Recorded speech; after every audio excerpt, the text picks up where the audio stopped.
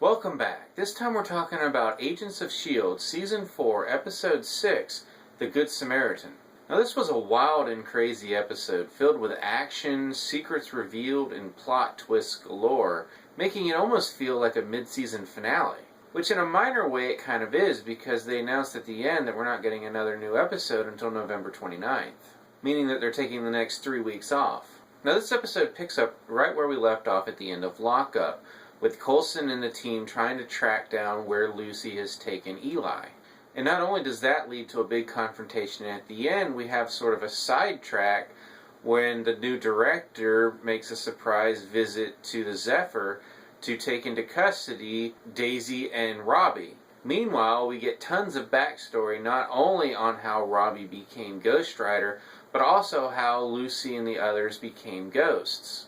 All leading up to the surprise reveal that while all signs pointed to Joseph going crazy due to some kind of influence from the Darkhold book, it was actually Eli who went truly bad, killing but not actually killing the rest of the scientists, and beating Joseph into a coma in an attempt to discover Darkhold's location. We also learned that Robbie and his brother were not the intended victims of the hit. They were trying to kill Eli, hired by Joseph to take him out. Whether that was to eliminate Eli from meddling in his own schemes, or to get rid of Eli because of his evil schemes, it wasn't made very clear, and with pretty much everyone involved now dead, I doubt we'll ever know for sure. And speaking of those schemes, we're shown through a series of flashbacks how Joseph was using information from the book to enhance their experiments, which originally was attempting to create matter out of energy.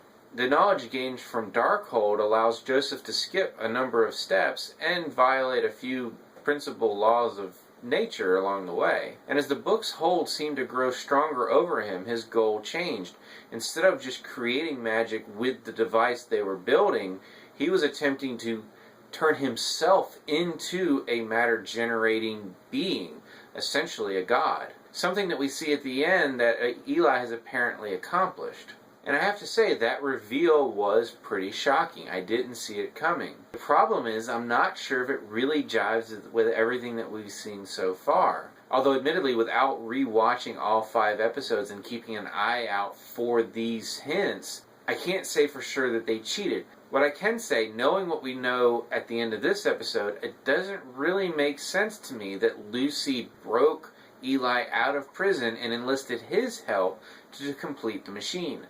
I know he had previous experience with it, and obviously had a lot of experience with it because he was making his own changes. But she could have essentially threatened any scientist or engineer with infecting them to death, like she's done with so many other people, and had them help her build the machine and view the words of Darkhold. She knew he was after this book, and it essentially killed them all purposefully. It wasn't even clear if he was actually trying to further his experiment at that point, or if he was just trying to kill them all. So I can understand why she would want revenge. I could see her going and just killing him in the prison, but using him as her hands to build a machine that she knows for a fact he wants even more. It just was not a terribly smart character decision, and I don't really understand why she would have done that. But those complaints aside, the whole Eli being bad deal is going to really make for some interesting storytelling moving forward between Robbie and his brother and the rest of the S.H.I.E.L.D. team.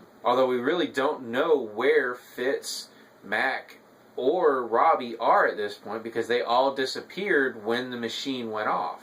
Are they now ghosts too? And with Robbie essentially being part spirit as it is, what does that mean for him?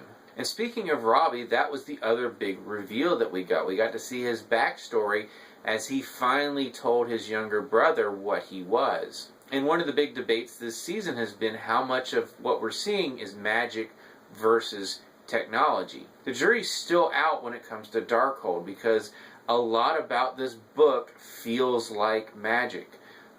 Its ability to break the laws of physics, its apparent ability to sort of corrupt the people who are using it. But at the same time, they're also frequently referring to what they're building in the terms of quantum physics and other science terms. Obviously, we are dealing with scientists, so they would probably gravitate to those terms rather than freely admit that they're messing around with magic. But until we know for sure, I'm still not ready to declare the book one way or the other. Now, as far as Robbie goes, we do get to see how he became Ghost Rider. And that is when he was literally flying through the air during the car crash, he pretty much sent out prayers in all directions. According to him, one answered, and it was this Ghost Rider, who then transfers his ability to Robbie to bring fiery justice to those who deserve it.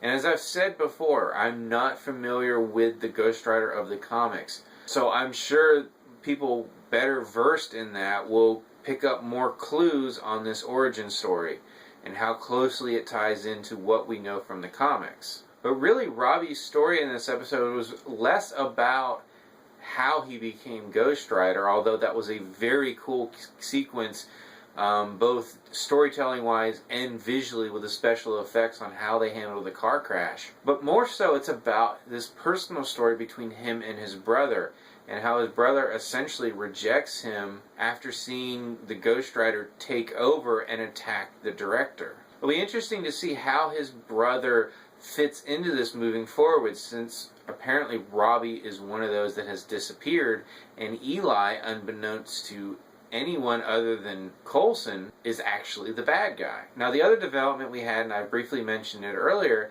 is the fact that the director goes after Coulson to take into custody Daisy and Ghost Rider. And although Coulson is able to delay their discovery, the director ultimately finds them, which leads to an argument that Fitch tries to interrupt because he needs access to information that will help him find the location of Lucy and Eli, which, considering Daisy and Ghost Rider were contained, or at least they thought they were contained, should have taken precedent over that situation. But here we see the director getting a little petulant. He's upset that Coulson did not follow his orders and did not do what he was supposed to do. And I've mentioned in previous videos, I'm still on the fence on his character. I don't have a good grasp of him yet. And although he does come around and realizes both the threat posed by Darkhold as well as their need to use Ghost Rider's ability to take out the ghosts, he did lose a lot of respect for me when he said he did not like Han Solo. That's ridiculous. Dude, we're done. So as I said at the beginning, this did have a kind of a mid-season finale feel, where we had big revelations, some decent action sequences, and a pretty hefty cliffhanger, with Eli now possessing the power that he's always wanted, and half our crew disappeared into the ether. Possibly literally into the ether, because we might be dealing with magic at this point. I don't know. And we've got a 3-week wait to find out what happens next. So what did you think of this episode? Did you enjoy it? What did you think of the reveal that Eli is actually the bad guy? Do you think it fits the various characters' actions from the previous episodes? As always, you can subscribe to my channel, check out some of my other reviews, and until next time, be careful who you pray to.